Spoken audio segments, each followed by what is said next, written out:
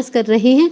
और आपको बता दें कि श्री कल्की धाम निर्माण ट्रस्ट के जो अध्यक्ष हैं आचार्य प्रमोद कृष्णम जी, उनसे मुलाकात कर प्रधानमंत्री को इस मंदिर के शिलान्यास का आमंत्रण दिया गया था आचार्य जी के द्वारा, और अब जो है श्री कल्की धाम मंदिर का शिलान्यास हो रहा है। स्वस्ति नस्तार्क्ष्यो अरिष्टनेमिः स्वस्ति नो बृहस्पतिर्दधातु कंकणबन्धनाम् ॐ जदावदनान्दाक्षायण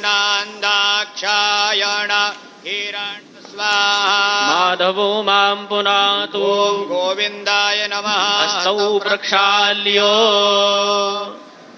स्वस्ति तिलकाम् हरिः ॐ मा स्वस्ति न इन्द्रो वृद्धशरावाः स्वस्ति नः पूषा विश्ववेदाः स्वस्ति नस्तार्क्ष्यो अरिष्टनेमिः योगश्च करणं चैव सर्वं विष्णुर्वयं जगत् सूर्यः सोमो यमः कालो महाभूतानि पञ्च च एते शुभाशुभा प्रोक्ता कर्मणो नवसाक्षिणः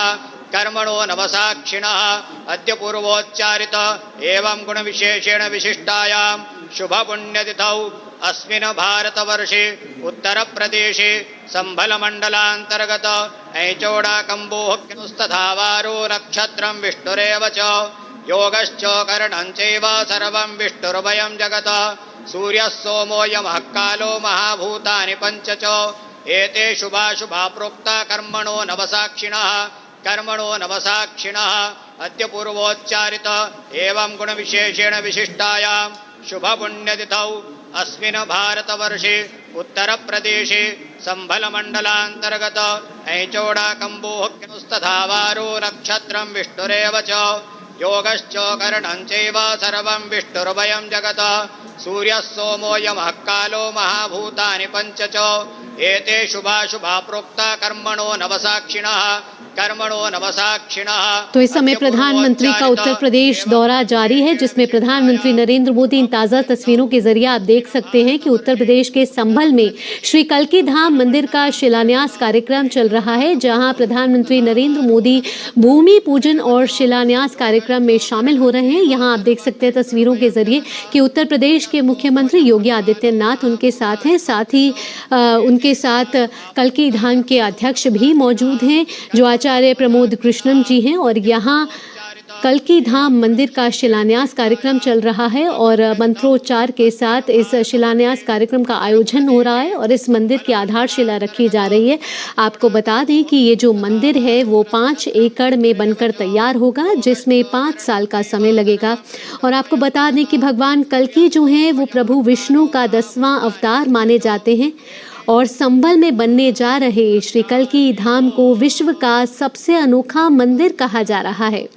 इस मंदिर में भगवान विष्णु के 10 अवतारों के लिए 10 अलग अलग गर्भगृह होंगे और इसी गर्भगृह का जो भूमि पूजन है वो प्रधानमंत्री नरेंद्र मोदी इस समय आप देख रहे हैं कि कर रहे हैं। और लगातार ये तस्वीरें बयां कर रही हैं कि कैसे आस्था के साथ साथ जो इस मंदिर के साथ जो बाकी का क्षेत्र है उसका भी विकास होगा। हमने देखा कि कैसे राम मंदिर के प्राण प्रतिष्ठा के बाद अयोध्या नगरी जो है वो आस्था नगरी के साथ साथ अर्थव्यवस्था के तौर पर भी मजबूत हो रही है। और आज जो प्रधानमंत्री का उत्तर प्रदेश दौरा है वो ये दर्शा रहा है कि जब कल्की धाम मंदिर तैयार होगा उसके साथ साथ जो आसपास का क्षेत्र है उसका भी चौतरफा विकास होगा।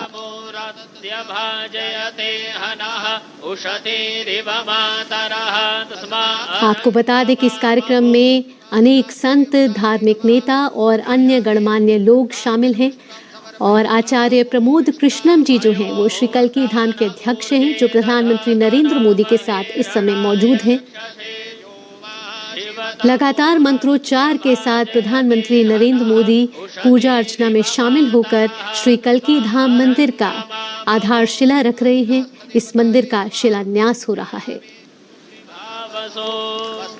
और आपको बता दें कि इसके बाद प्रधानमंत्री Uttar Pradesh global investor summit 2023 के चौथे ग्राउंड ब्रेकिंग समारोह में पूरे उत्तर प्रदेश में 10 लाख करोड़ रुपए से अधिक लागत की 14,000 परियोजनाओं का शुभारंभ करेंगे। प्रार्थनापूर्वकं नमस्करोमि। रूपगुं संव्यय स्वविभाव कल्की धाम मंदिर संभल के एकारा कंभो इलाके में बनने जा रहा है समर्पयामि शिलास्तदेवतायै और इस मंदिर की आधारशिला आज रखी जा रही है। आत्मनियं जलं समर्पयामि शिलास्तदेवतायै प्रधानमंत्री नरेंद्र मोदी उत्तर प्रदेश के संभल में मौजूद हैं, जहां श्री कल्की धाम भूमि पूजन किया जा रहा है।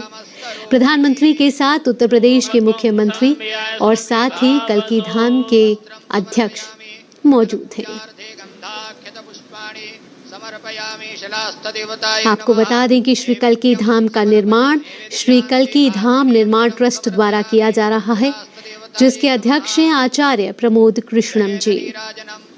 मयो भुवस्तान ऊर्जे दधतन महे। कल्की मंदिर विष्णु के 10वें और आखिरी अवतार कल्की को समर्पित है। सनातन धर्म में मान्यता है कि कलयुग के अंत में विष्णु भगवान कल्की रूप में प्रकट होंगे। इस लिहाज से ये मंदिर दुनिया भर में एक अनोखा मंदिर माना जाएगा। 5 एकड़ में बनकर तैयार होगा ये मंदिर और इस मंदिर में भगवान विष्णु के 10 अवतारों के लिए 10 अलग अलग गर्भगृह बनाए जाएंगे।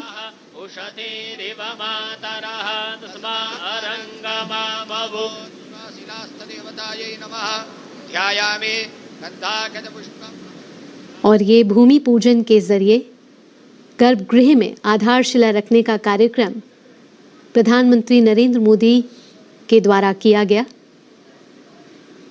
तस्वीरों के जरिए आप देख सकते हैं कि कल्की धाम की आधारशिला रखी जा रही है।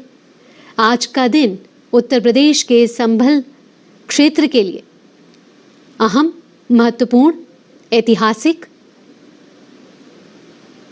कार्यक्रम में अनेक धार्मिक नेता, संत और गणमान्य व्यक्ति शामिल हैं। आपको बता दें कि ये मंदिर 5 वर्षों में तैयार हो जाएगा और कल्की धाम परिसर जो है वो 5 एकड़ में बनकर तैयार होगा। बेहद ही ऐतिहासिक तस्वीरें आपके टीवी स्क्रीन पर, जहां उत्तर प्रदेश के संभल क्षेत्र में प्रधानमंत्री नरेंद्र मोदी ने श्री कल्की धाम मंदिर की आधारशिला रखी। भूमि पूजन में वे शामिल हुए और यहां उनके साथ उत्तर प्रदेश के मुख्यमंत्री योगी आदित्यनाथ और श्री कल्की धाम निर्माण ट्रस्ट के अध्यक्ष आचार्य प्रमोद कृष्णम जी खुद मौजूद रहे। आपको बता दें कि आचार्य प्रमोद कृष्णम जी ने प्रधानमंत्री नरेंद्र मोदी को इस कार्यक्रम में शामिल होने का न्योता दिया था, जिसे प्रधानमंत्री ने स्वीकार किया और आज उत्तर प्रदेश के लिए एक महत्वपूर्ण दिन है। इसके बाद प्रधानमंत्री एक और महत्वपूर्ण कार्यक्रम में शामिल होंगे, जहां प्रधानमंत्री यूपी ग्लोबल इन्वेस्टर समिट 2023 के चौथे ग्राउंड ब्रेकिंग समारोह में पूरे उत्तर प्रदेश के लिए 10 लाख करोड़ रुपए से अधिक लागत की 14,000 परियोजनाओं का शुभारंभ करेंगे। और ये परियोजनाएं विनिर्माण, नवीकरणीय ऊर्जा, आईटी, आईटीईएस, खाद्य प्रसंस्करण, आवास और रियल एस्टेट, आतिथ्य और मनोरंजन, शिक्षा जैसे क्षेत्रों से संबंधित हैं। आपको बता दें कि इस कार्यक्रम में उत्तर प्रदेश में 10 लाख करोड़ रुपए से अधिक की 14,000 परियोजनाओं की शुरुआत करेंगे। माननीय प्रधानमंत्री महोदय आनंद धाम वृंदावन के रितेश्वर जी महाराज के साथ संवाद करते हुए जमुना अखाड़ा के आचार्य महामंडलेश्वर श्री अवधेशानंद गिरि जी,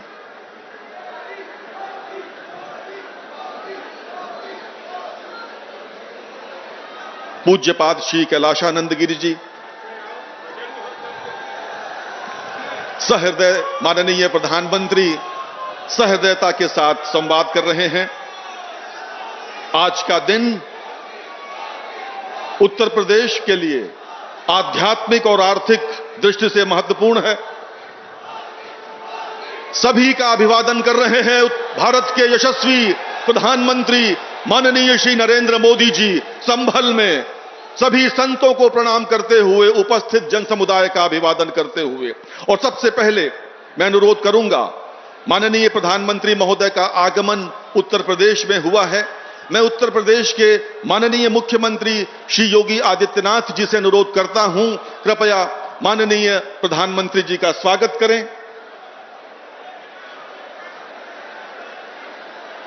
यदा यदा हि धर्मस्य ग्लानिर्भवति भारत अभ्युत्थानम् अधर्मस्य तदात्मानं सृजाम्यहम् परित्राणाय साधूनां विनाशाय च दुष्कृतां धर्म संस्थापनार्थाय संभवामि युगे युगे।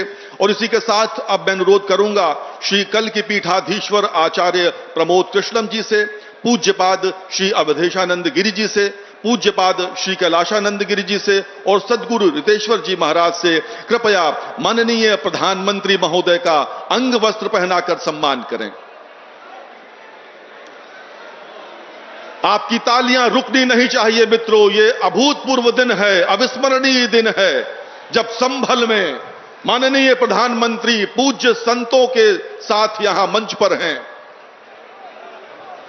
और उनका सम्मान हो रहा है। जिस देश में संत स्वयं सम्मान करें, वहां के शासक का क्या ही अद्भुत दृश्य है मित्रों। तालियां बहुत कमजोर हैं, संभल इतना कमजोर तो नहीं है, संभल क्या इतना कमजोर है।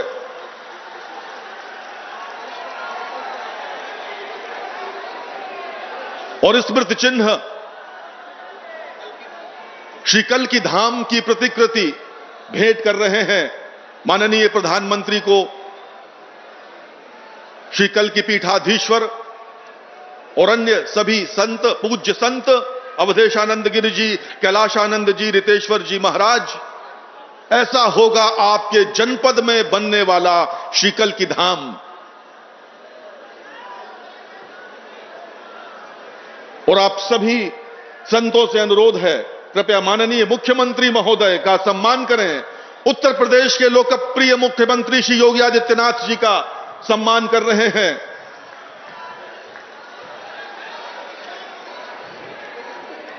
इतिहास साक्षी है, संतों ने ही हिंदुत्व को सजोया है, अपनी अस्थियों का धागा बना शास्त्र ज्ञान को पिरोया है। और अब मैं अनुरोध करूंगा श्री कल की पीठाधीश्वर आचार्य प्रमोद कृष्णम जी से, कृपया स्वागत भाषण के लिए पधारें श्री कल की पीठाधीश्वर।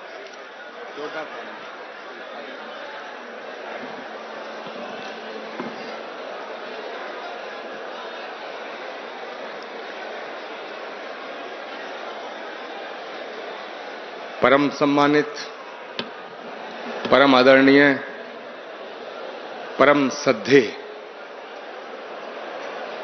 भारत के यशस्वी, तेजस्वी, ओजस्वी और तपस्वी प्रधानमंत्री श्री नरेंद्र मोदी जी का इस कल की धाम की पावन धरा पे मुझे स्वागत करने के लिए कहा गया है। माननीय प्रधानमंत्री जी, जिंदगी में कभी कभी ऐसे पल आते हैं जब शब्द खो जाते हैं,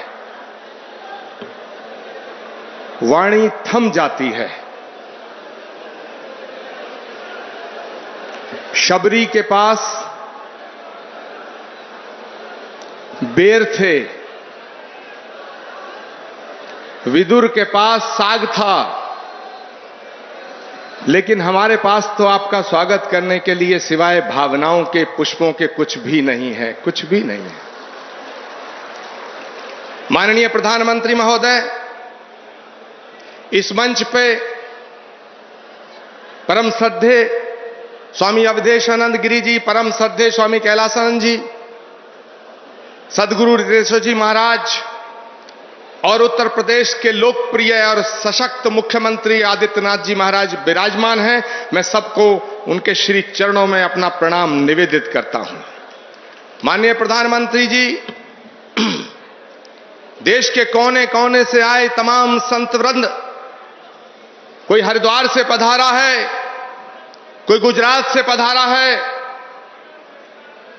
कोई तमिलनाडु, केरल और आंध्र प्रदेश से पधारा है, कोई आसाम से आया है, कोई देवभूमि उत्तराखंड और हिमाचल प्रदेश से आया है।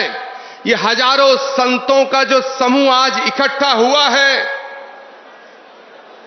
ये सनातन धर्म के उस उद्घोष के सपने को साकार करने के लिए इकट्ठा हुआ है। वो सपना जो 18 वर्ष पूर्व एक संकल्प के रूप में हमने देखा था, वो सपना जो ऋषि मुनि महात्माओं ने, त्यागी तपस्वियों ने आदिकाल से लेकर आज तक देखा कि पुराणों का उद्घोष है कि जब जब धरती पे अधर्म बढ़ता है, सज्जनता पर खतरा उमड़ता है, भगवान कृष्ण का गीता में उद्घोष है कि परित्राणाय साधूनाम विनाशाय च दुष्कृताम धर्म संस्थापनार्थाय संभवामि युगे युगे यदा यदा ही धर्मस्य ग्लानिर्भवति भारत अभ्युत्थानम अधर्मस्य तदात्मानं सृजामहम्। भगवान कृष्ण का जो गीता में उद्घोष है, श्रीमद् भागवत के 12वें स्कंद में उल्लेखित है कि जब धरती पर, धरा पर पाप बढ़ जाएगा, अधर्म बढ़ जाएगा, तो उस अधर्म का नाश करने के लिए, धर्म की पुनर्स्थापना करने के लिए भगवान हर युग में आया है और हर युग में आएगा।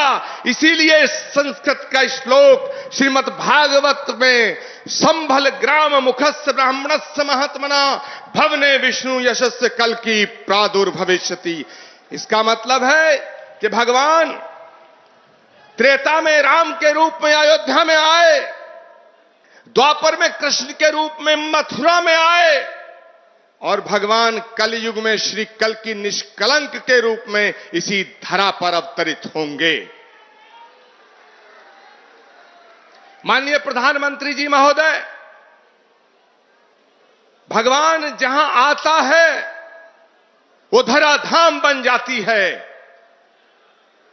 अयोध्या में जितना काम भगवान का आपके हाथ से हुआ, ये ऐसा संयोग है जो सनातन धर्म और इस राष्ट्र की, इस ध्वजा को पूरे विश्व में फैलाने का काम, फहराने का काम, भारत की संस्कृति जो वसुधैव कुटुंबकम और विश्व बंधुत्व का संदेश देती है, उसको पूरी दुनिया में पहुंचाने का काम अगर आज कोई कर रहा है, वो भारत के यशस्वी प्रधानमंत्री नरेंद्र मोदी कर रहे हैं। माननीय प्रधानमंत्री महोदय, ये एक और अद्भुत संयोग है कि भगवान राम के सारे काज आपके कर कमलों द्वारा हुए हैं, और आज का ये दिन, ये शुभ घड़ी, जिसे देखने के लिए कितनी ही आंखें जो बंद हो गईं, ये शुभ घड़ी जिसका सपना हमारी कितनी माताओं बहनों ने देखा, और माननीय प्रधानमंत्री जी, ये आज सपना साकार हो रहा है क्योंकि श्री कल की धाम की पावन धरती पे आपके चरण पड़े हैं। हम आपका स्वागत करते हैं, हम आपका वंदन करते हैं, हम आपका अभिनंदन करते हैं। मैं अपनी वाणी को विराम देने से पहले एक बात जरूर कहना चाहता हूं। ये कल की धाम, श्री कल की धाम जहां भगवान आएगा, आज श्री कल की धाम की आधारशिला माननीय प्रधानमंत्री जी के कर कमलों द्वारा स्थापित हो चुकी है।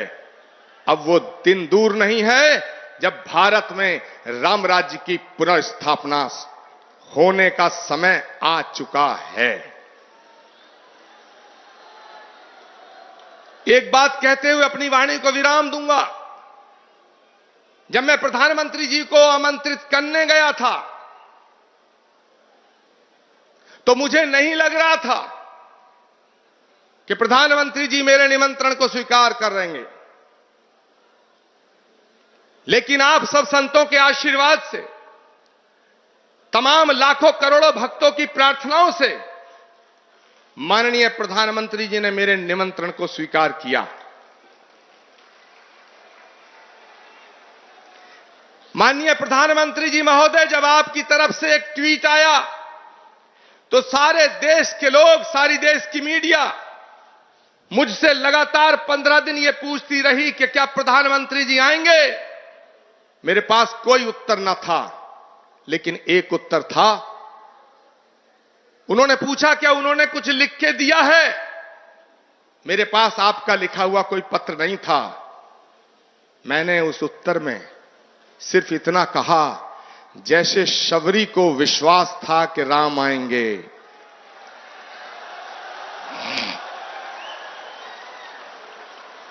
जैसे विदुर को विश्वास था कि कृष्ण आएंगे, जैसे हमारी आस्था का आधार है कि कल्कि आएंगे, वैसे ही आचार्य प्रमोद कृष्णम को यह विश्वास था कि नरेंद्र मोदी जी अपनी बात के पक्के हैं, अपना वचन निभाएंगे।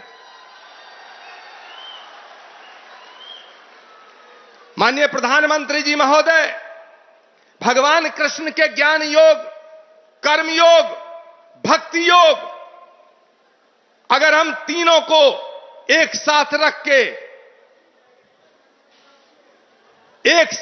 के जब हम इमेजिन करते हैं, तो भगवान कृष्ण के भक्ति योग, कर्म योग और ज्ञान योग जब तीनों एक जगह मिलते हैं तो एक तस्वीर बनती है, और वो तस्वीर भारत के प्रधानमंत्री नरेंद्र मोदी की बनती है। मैं अपनी वाणी को विराम देता हूं और मैं निवेदन करना चाहता हूं, उत्तर प्रदेश के माननीय मुख्यमंत्री गोरक्ष पीठाधीश्वर पूज्यपाद योगी आदित्यनाथ जी महाराज से कि वो माननीय प्रधानमंत्री जी का स्वागत करें। जोरदार नारा और जयकारा लगना चाहिए हाथ खड़े होकर के। अवधपुरी से कल्कि धाम, अवधपुरी से कल्कि धाम, अवधपुरी से कल्कि धाम। पूज्यपाद योगी आदित्यनाथ जी महाराज।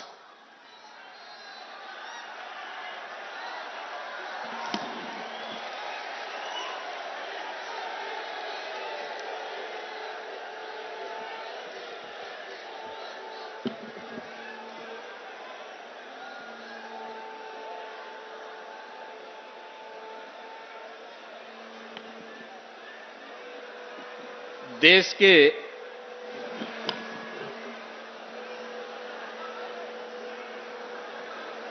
यशस्वी प्रधानमंत्री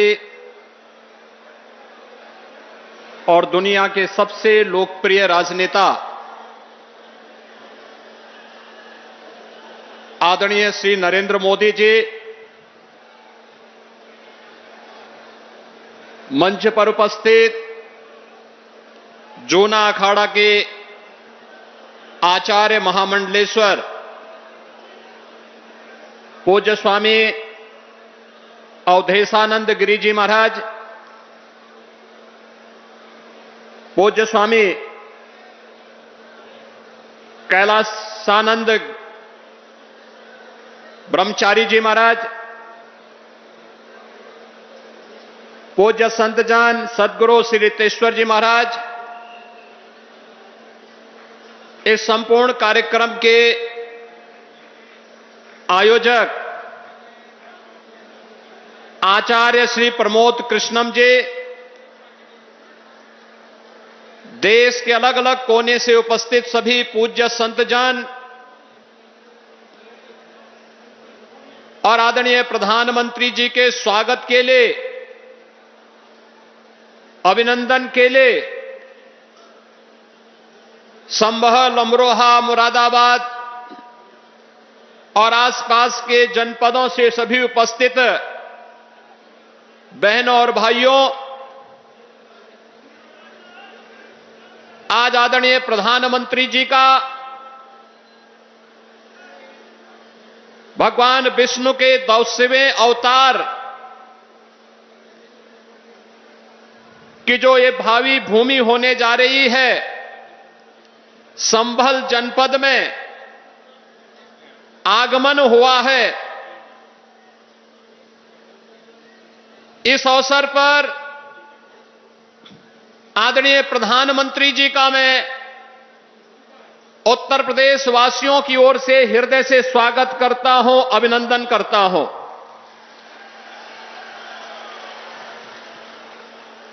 अयोध्या में 5 सदी के इंतजार को समाप्त करने के उपरांत प्रभु श्री रामलला के भव्य मंदिर को बनाने और रामलला को विराजमान करवाने के उपरांत पहली बार संयुक्त अरब अमीरात के अबू धाबी में भगवान श्री नारायण के ही भव्य मंदिर के भव्य उद्घाटन कार्यक्रम के उपरांत आदरणीय प्रधानमंत्री जी का आगमन इस संभल जनपद में हुआ है।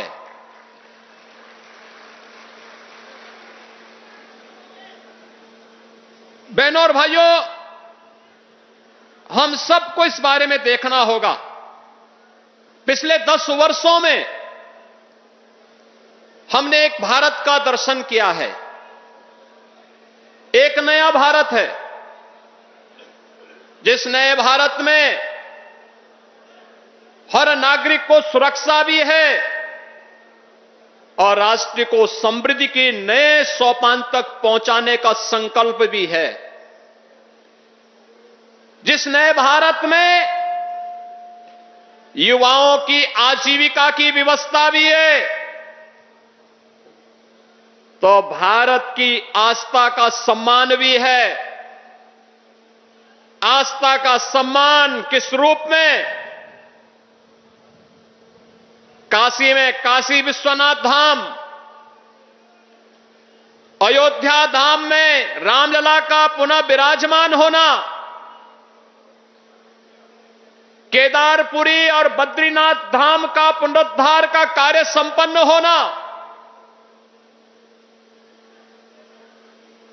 महाकाल में महालोक की स्थापना होना,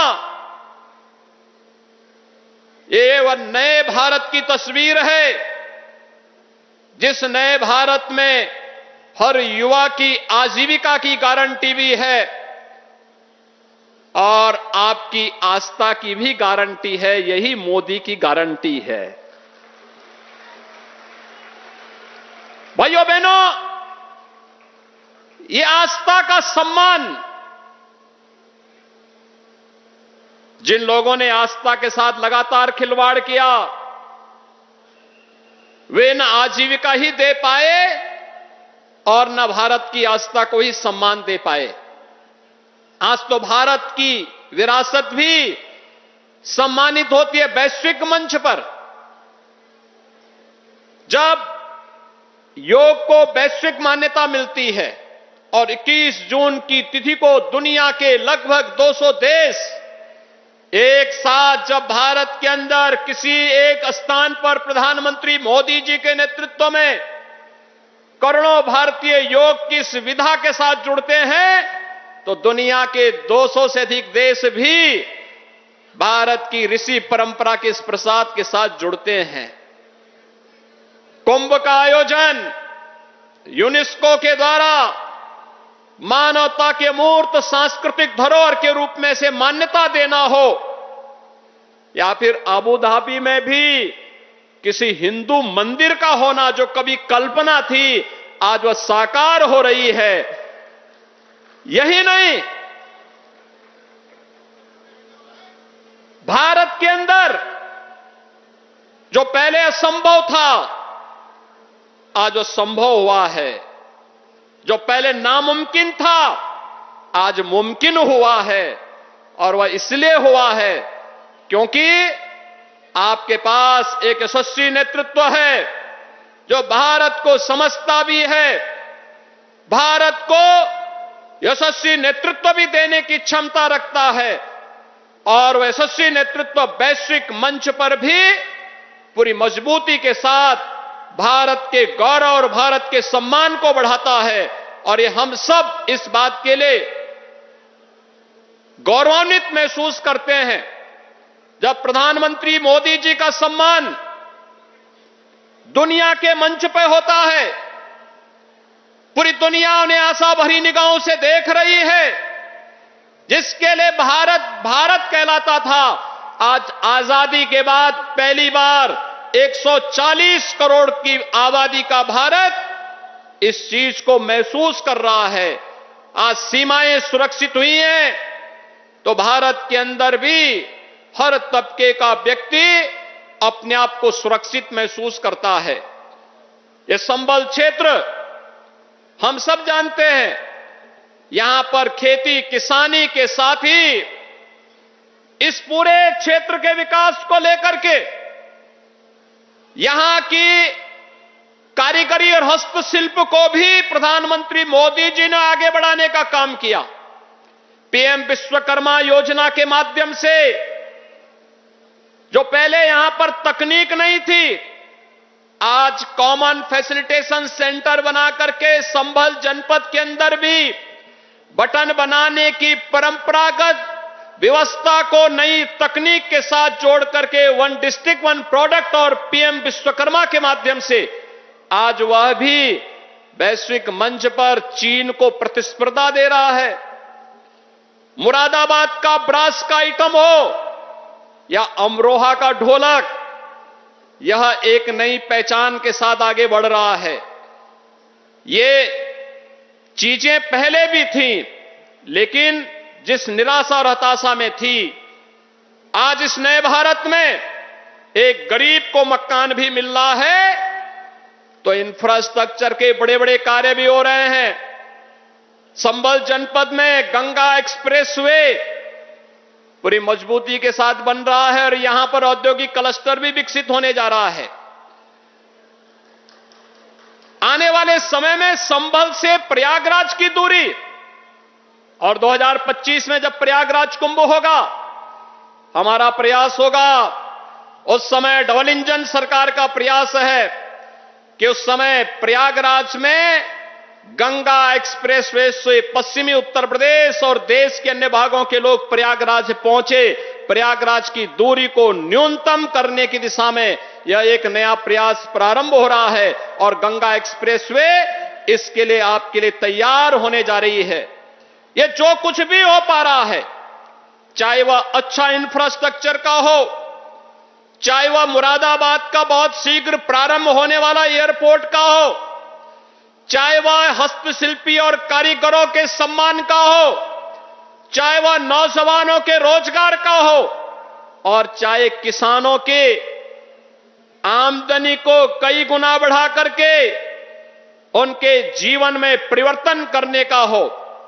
ये सभी कार्य ये नए भारत की एक नई पहचान बन रहे हैं और ये संभव हुआ है आदरणीय प्रधानमंत्री जी के यशस्वी नेतृत्व के कारण।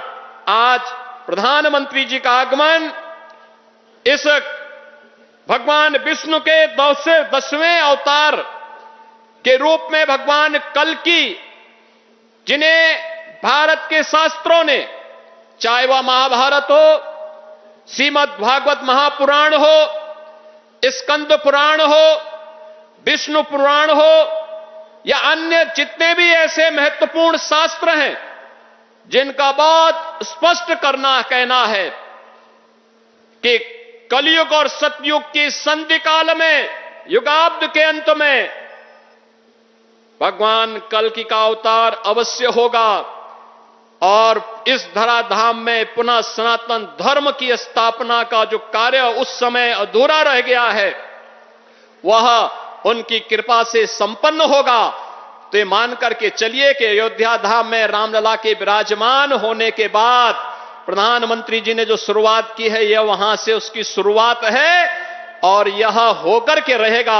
आज आदरणीय प्रधानमंत्री जी शिला रखने के लिए स्वयं इस कल्कि धाम के इस आयोजन में यहां पर उपस्थित हुए हैं।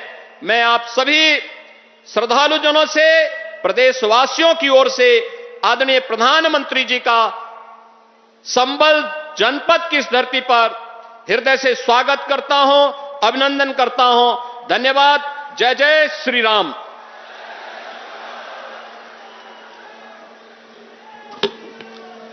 अब वो समय आ गया है, वो घड़ी आ गई है, वो लम्हा आ गया है, वो पल आ गया है जब हम भारत के यशस्वी प्रधानमंत्री जी को सुनेंगे।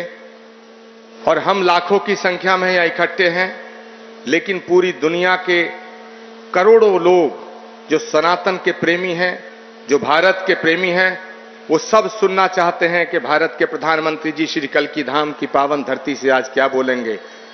मैं आप सबसे हाथ जोड़ के निवेदन करना चाहता हूं, सभी संत वृंदों से, तमाम जनता से, सभी भक्तों से, सारे लोगों से, कि एक बार खड़े होकर के भारत के यशस्वी प्रधानमंत्री जी का स्वागत करें। सभी अपने अपने स्थान पर खड़े होंगे और मैं आमंत्रित कर रहा हूं सनातन धर्म के ध्वजवाहक, विश्व बंधुत्व का एक ऐसा हस्ताक्षर जो इस भारत के नहीं विश्व के मानसिक पटल पर युग युगांत तक अंकित रहेगा। भारत के यशस्वी प्रधानमंत्री आदरणीय नरेंद्र मोदी जी, जोरदार तालियों से स्वागत। तालियां बजती रहे, जोरदार तालियों से स्वागत, अभिनंदन, वंदन, नमन।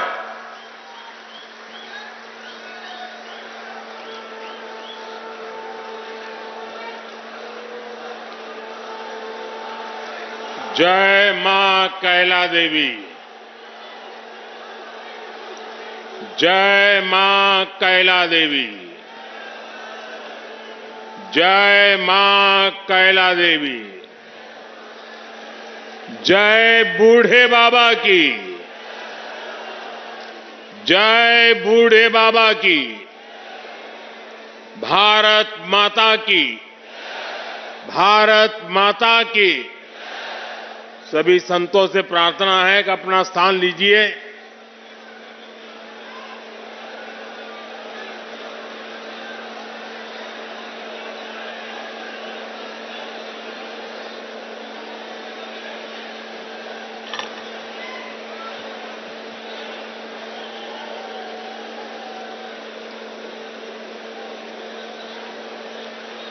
उत्तर प्रदेश के ऊर्जावान मुख्यमंत्री श्रीमान योगी आदित्यनाथ जी, पूज्य श्री अवधेशानंद गिरी जी, कल्की धाम के प्रमुख आचार्य प्रमोद कृष्णम जी,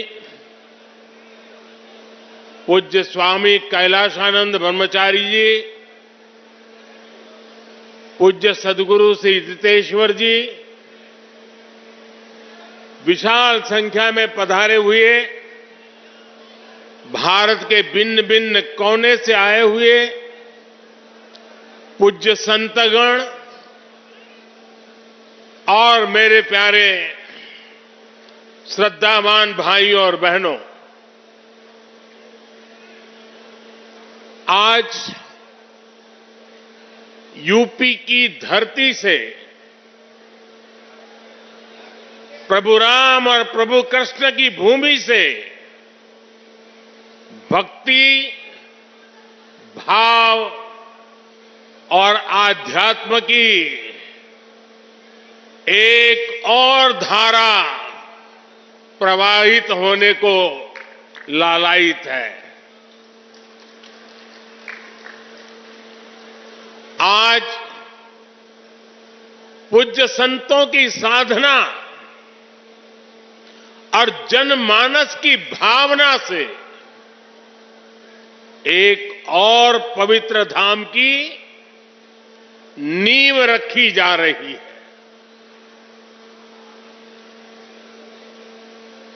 अभी आप संतों आचार्यों की उपस्थिति में मुझे भव्य कल्की धाम के शिलान्यास का सौभाग्य मिला है।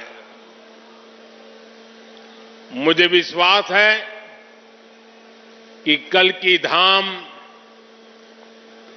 भारतीय आस्था के एक और विराट केंद्र के रूप में उभर कर सामने आएगा। मैं सभी देशवासियों को और विश्व के सभी श्रद्धालुओं को शुभकामनाएं देता हूं। अभी आचार्य जी कह रहे थे कि 18 साल की प्रतीक्षा के बाद आज ये अवसर आया है। वैसे भी आचार्य जी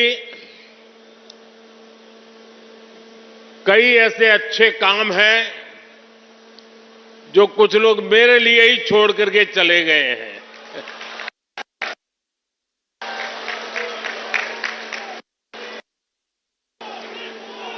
और आगे भी जितने अच्छे काम रह गए हैं ना, उसके लिए बस ये संतों का, जनता जनार्दन का आशीर्वाद बना रहे, उसे भी पूरे करेंगे। साथियों, आज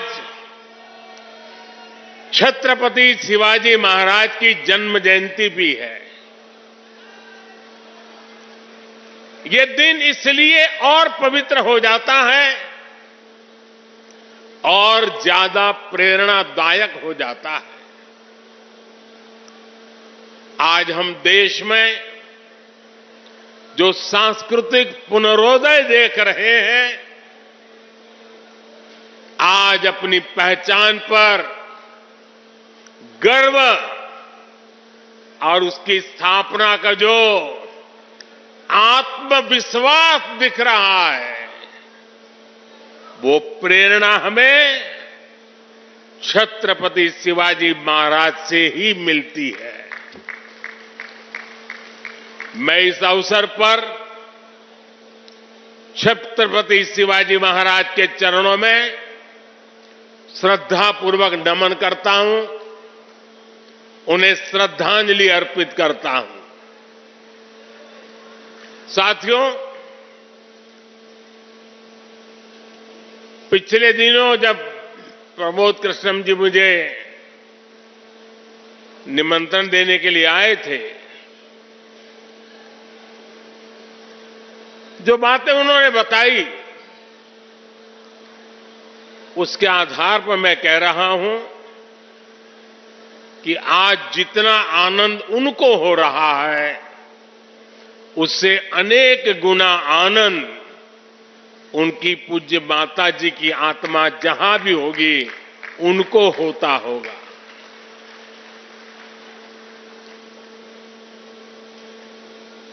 और मां के वचन के पालन के लिए एक बेटा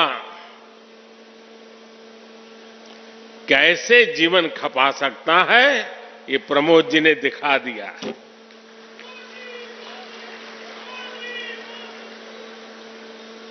प्रमोद कृष्णम जी बता रहे थे कि कई एकड़ में फैला ये विशाल धाम कई मायनों में विशिष्ट होने वाला है। एक ऐसा मंदिर होगा, जैसा मुझे उन्होंने पूरा समझाया अभी, जिसमें 10 गर्भगृह होंगे और भगवान के सभी 10 अवतारों को विराजमान किया जाएगा। 10 अवतारों के माध्यम से हमारे शास्त्रों ने केवल मनुष्य ही नहीं, बल्कि अलग अलग स्वरूपों में ईश्वरीय अवतार को प्रस्तुत किया गया है। यानी हमने हर जीवन में ईश्वर की ही चेतना के दर्शन किए। हमने ईश्वर के स्वरूप को सिंह में भी देखा, वराह में भी देखा और कच्छप में भी देखा। इन सभी स्वरूपों की एक साथ स्थापना हमारी मान्यताओं की व्यापक छवि प्रस्तुत करेगी। ये ईश्वर की कृपा है कि उन्होंने इस पवित्र यज्ञ में मुझे माध्यम बनाया है इस शिलान्यास का अवसर दिया है। और अभी जब वो स्वागत प्रवचन कर रहे थे तब उन्होंने कहा कि हर किसी के पास कुछ न कुछ देने को होता है, मेरे पास कुछ नहीं है, मैं सिर्फ भावना व्यक्त कर सकता हूं। प्रमोद जी, अच्छा हुआ कुछ दिया नहीं, वरना जमाना ऐसा बदल गया है कि अगर आज के युग में सुदामा श्री कृष्ण को एक पोटली में चावल देते, वीडियो निकल आती, सुप्रीम कोर्ट में पीआई हो जाती और जजमेंट आता कि भगवान कृष्ण को भ्रष्टाचार में कुछ दिया गया और भगवान कृष्ण भ्रष्टाचार कर रहे थे। इस व्यक्त में हम जुगर रहे और इसे अच्छा है कि आपने भावना प्रकट की और कुछ दिया नहीं।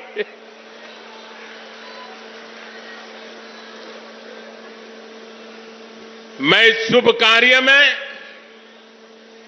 अपना मार्गदर्शन देने के लिए पधारे सभी संतों को भी नमन करता हूं।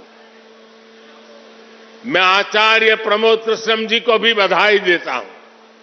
साथियों, आज सम्मल में हम जिस अवसर के साक्षी बन रहे हैं, ये भारत के सांस्कृतिक नवजागरण का एक और अद्भुत क्षण है।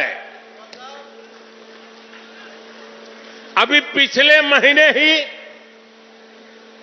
22 जनवरी को देश ने अयोध्या में 500 साल के इंतजार को पूरा होते देखा है। राम लला के विराजमान होने का वो अलौकिक अनुभव, वो दिव्य अनुभूति अब भी हमें भावुक कर जाती है। इसी बीच हम देश से सैकड़ों किलोमीटर दूर अरब की धरती पर अबू धाबी में पहले विराट मंदिर के लोकार्पण के साक्षी भी बने हैं। पहले जो कल्पना से भी परे था, अब वो हकीकत बन चुका है। और अब हम यहां संभल में भव्य कल की धाम के शिलान्यास के गवाह बन रहे हैं। भाई और बहनों, एक के बाद एक ऐसे आध्यात्मिक अनुभव, सांस्कृतिक गौरव के ये पल हमारी पीढ़ी के जीवन काल में इसका आना, इससे बड़ा सौभाग्य क्या हो सकता है। इसी कालखंड में हमने विश्वनाथ धाम के वैभव को काशी की धरती पर देखा है, निखरता हुआ देखा है। इसी कालखंड में हम काशी का कायाकल्प होते देख रहे हैं। इसी दौर में महाकाल के महालोक की महिमा हमने देखी है। हमने सोमनाथ का विकास देखा है, केदार घाटी का पुनर्निर्माण देखा है। हम विकास भी, विरासत भी, इस मंत्र को आत्मसात करते हुए चल रहे हैं। आज एक और हमारे तीर्थों का विकास हो रहा है, तो दूसरी ओर शहरों में हाई टेक इंफ्रास्ट्रक्चर भी तैयार हो रहा है। आज अगर मंदिर बन रहे हैं तो देश भर में नए मेडिकल कॉलेज भी बन रहे हैं। आज विदेशों से हमारी प्राचीन मूर्तियां भी वापस लाई जा रही है और रिकॉर्ड संख्या में विदेशी निवेश भी आ रहा है। ये परिवर्तन प्रमाण है साथियों, और प्रमाण इस बात का है समय का चक्र घूम चुका है। एक नया दौर आज हमारे दरवाजे पर दस्तक दे रहा है। ये समय है हम उस आगमन का दिल खोलकर स्वागत करें। इसलिए मैंने लाल किले से देश को विश्वास दिलाया था, यही समय है, सही समय है। साथियों, जिस दिन अयोध्या में राम मंदिर की प्राण प्रतिष्ठा हुई थी, तब मैंने एक और बात कही थी, 22 जनवरी से अब नए काल चक्र की शुरुआत हो चुकी है।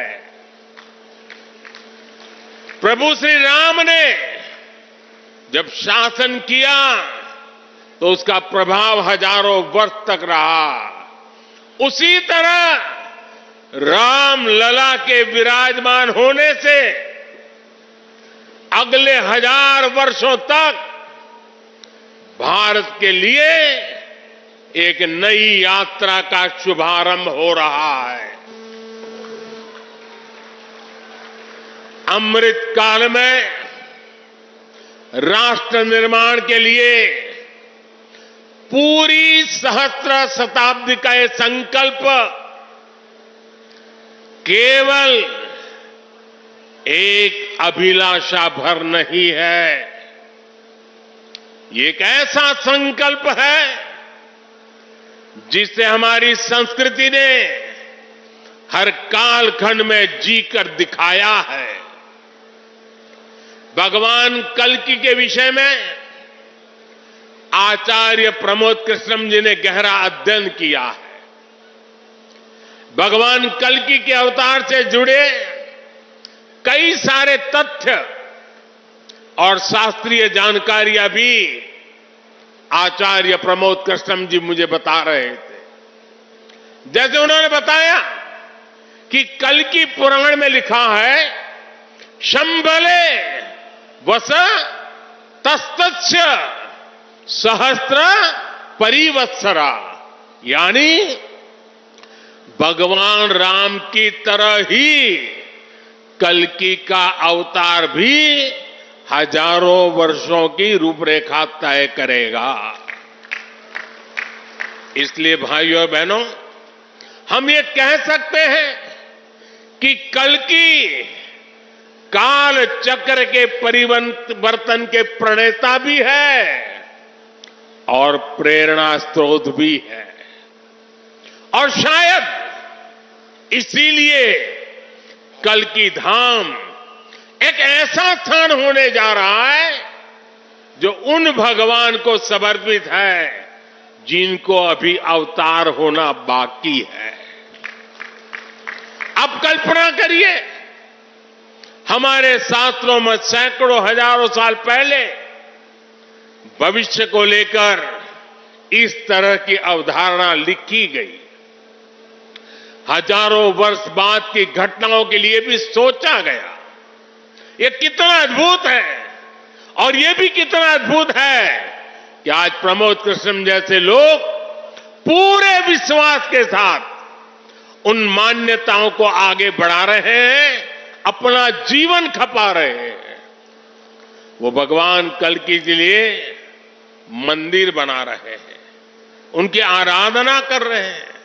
हजारों वर्ष बाद की आस्था और अभी से उसकी तैयारी, यानी हम लोग भविष्य को लेकर कितने तैयार रहने वाले लोग हैं, इसके लिए तो प्रमोद कृष्ण जी वाकई सराहना के पात्र हैं। मैं तो प्रमोद कृष्ण जी को एक राजनीतिक व्यक्ति के रूप में दूर से जानता था, मेरा परिचय नहीं था। लेकिन अभी जब कुछ दिन पहले मेरी उनसे पहली मुलाकात हुई तो ये भी पता चला कि वो ऐसे धार्मिक आध्यात्मिक कार्यों में कितनी मेहनत से लगे रहते हैं। कल की मंदिर के लिए इन्हें पिछली सरकारों से लंबी लड़ाई लड़नी पड़ी, कोर्ट के चक्कर भी लगाने पड़े। वो मुझे बता रहे थे कि एक समय उन्हें कहा जा रहा था कि मंदिर बनाने से शांति व्यवस्था बिगड़ जाएगी। आज हमारी सरकार में प्रमोद कृष्णम जी निश्चिंत होकर इस काम को शुरू कर पाए हैं। मुझे भरोसा है कि मंदिर इस बात का प्रमाण होगी कि हम बेहतर भविष्य को लेकर कितने सकारात्मक रहने वाले लोग हैं। साथियों, भारत पराभव से भी विजय को खींच करके लाने वाला राष्ट्र है।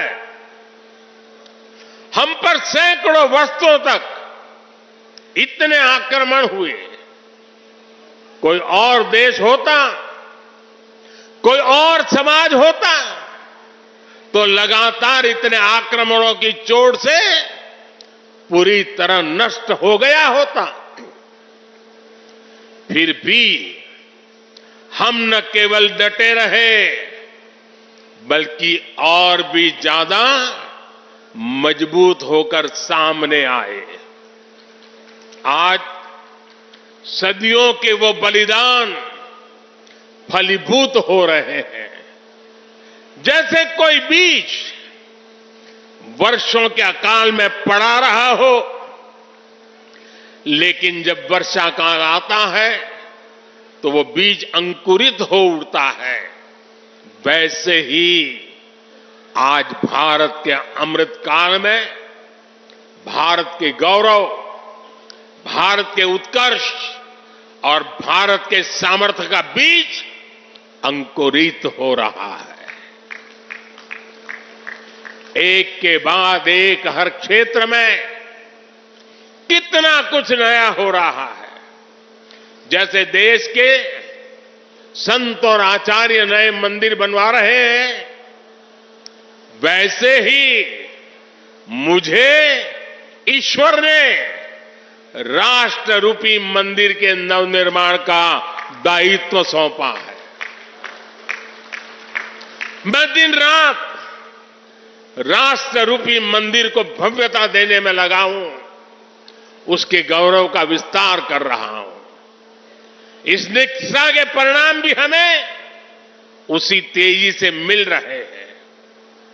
आज पहली बार भारत उस मुकाम पर है जहां हम अनुसरण नहीं कर रहे हैं, उदाहरण पेश कर रहे हैं।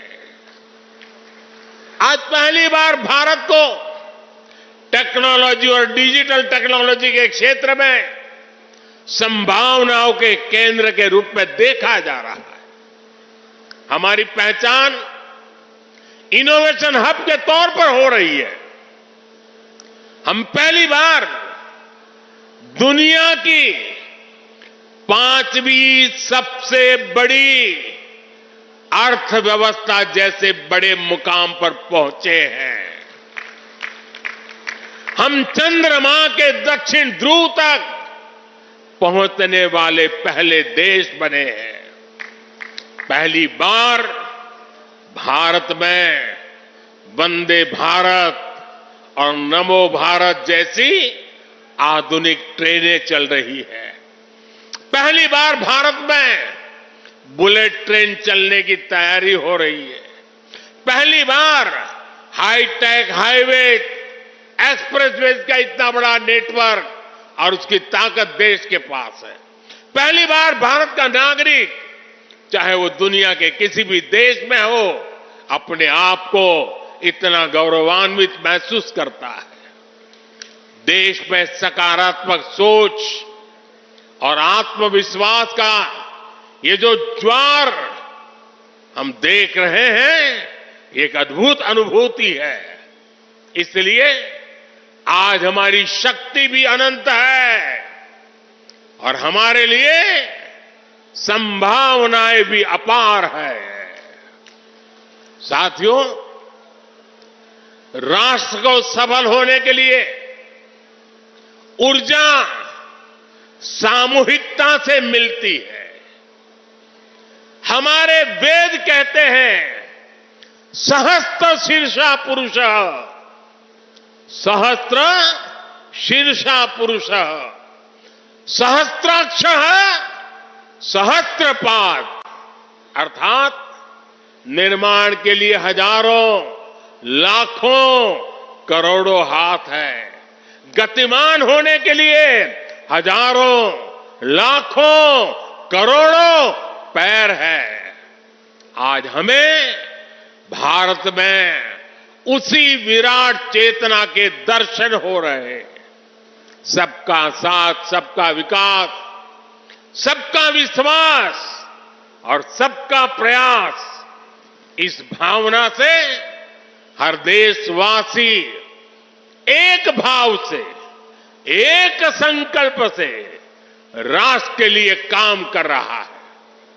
आप पिछले 10 वर्षों में कार्यों के विस्तार को देखिए। 4 करोड़ से ज्यादा लोगों को प्रधानमंत्री आवास योजना के तहत पक्के घर, 11 करोड़ परिवारों को शौचालय यानी इज्जत घर, 2.5 करोड़ परिवारों को घर में बिजली, 10 करोड़ से अधिक परिवारों को पानी के लिए कनेक्शन, 80 करोड़ लोगों को मुफ्त राशन, 10 करोड़ महिलाओं को कम कीमत पर गैस सिलेंडर, 50 करोड़ लोगों को स्वस्थ जीवन के लिए आयुष्मान कार्ड, करीब 10 करोड़ किसानों को किसान सम्मान निधि। कोरोना काल में हर देशवासी को मुफ्त वैक्सीन, स्वच्छ भारत जैसा बड़ा अभियान, आज पूरी दुनिया में भारत के इन कामों की चर्चा हो रही है। इस स्केल पर काम इसलिए हो सके क्योंकि सरकार के इन प्रयासों से देशवासियों का सामर्थ्य जुड़ गया। आज लोग सरकार की योजनाओं का लाभ दिलाने के लिए गरीबों की मदद कर रहे हैं। लोग 100% सैचुरेशन के अभियान में हिस्सा बन रहे हैं। गरीब की सेवा का ये भाव समाज को नर में नारायण की प्रेरणा देने वाले हमारे आध्यात्मिक मूल्यों से मिली है। इसलिए देश ने विकसित भारत का निर्माण और अपनी विरासत पर गर्व के 5 प्राणों का आह्वान किया है। साथियों, भारत जब भी बड़े संकल्प लेता है, उसके मार्गदर्शन के लिए ईश्वरीय चेतना किसी न किसी रूप में हमारे बीच जरूर आती है। इसलिए गीता में भगवान श्री कृष्ण ने कहा, संभवामि युगे युगे, इतना बड़ा आश्वासन दे दिया है। लेकिन इस वचन के साथ ही तो हमें यह आदेश भी देते हैं कि कर्मण्येवाधिकारस्ते मा फलेषु कदाचन, अर्थात हमें फल की चिंता के बिना कर्तव्य भाव से कर्म करना है। भगवान का ये वचन, उनका ये निर्देश आज 140 करोड़ देशवासियों के लिए जीवन मंत्र की तरह है। अगले 25 वर्षों के इस कर्तव्य काल में हमें परिश्रम की पराकाष्ठा करनी है। हमें निस्वार्थ भाव से देश सेवा को सामने रखकर काम करना है। हमारे हर प्रयास में, हमारे हर काम से राष्ट्र को क्या लाभ होगा, ये प्रश्न हमारे मन में सबसे पहले आना चाहिए। यही प्रश्न राष्ट्र की सामूहिक चुनौतियों के समाधान पेश करेगा। मुझे विश्वास है कि भगवान कल्कि के आशीर्वाद से संकल्पों की हमारी ये यात्रा समय से पहले सिद्धि तक पहुंचेगी।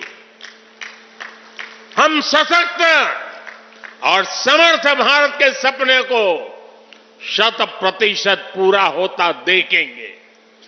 इसी की कामना के साथ आप सभी का मैं बहुत बहुत धन्यवाद करता हूं और इस भव्य आयोजन के लिए और इतनी बड़ी तादाद में संतों के आशीर्वाद प्राप्त करने के लिए मैं हृदय से प्रणाम करते हुए अपनी वाणी को विराम देता हूं। मेरे साथ बोले भारत माता की, भारत माता की, भारत माता की। बहुत बहुत धन्यवाद।